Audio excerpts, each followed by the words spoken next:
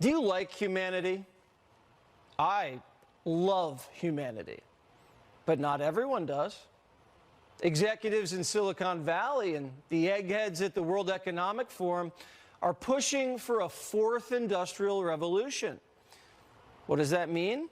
Well, it's going to transform what it means to be human. What the fourth industrial revolution will lead to is a fusion of our physical, our digital, and our biological identities. A fusion, huh, Schwab? Well, what does that really mean? Well, this means implanting chips into your wrists so you can go pay for your groceries that way. Or Google Glass, that turns your eyeballs into a computer. People walking around with virtual reality headsets, living in an alternative reality. But it's not just about dominating your attention with their screens, apps, and devices and extracting all of your information for cash. It's also about control.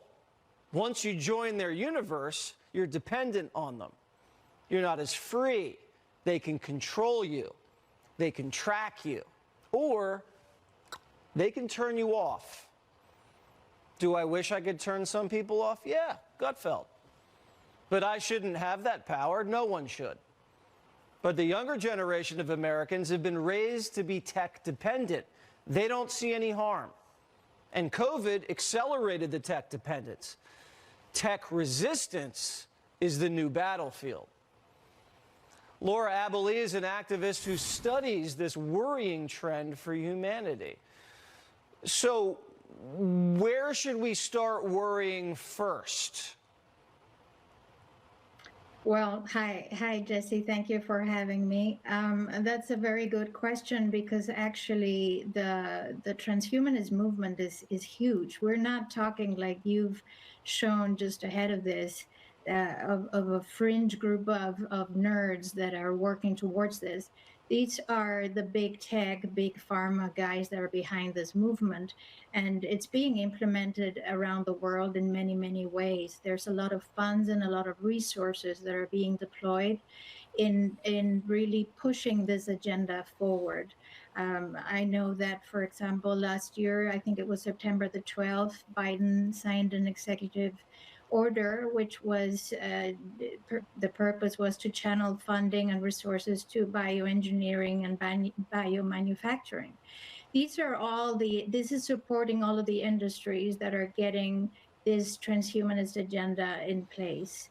So it's really coming at us from every angle. And like you very rightly said, it's about control. What do you mean when you say biomanufacturing, bioengineering? Well, like we all get turned into RoboCop?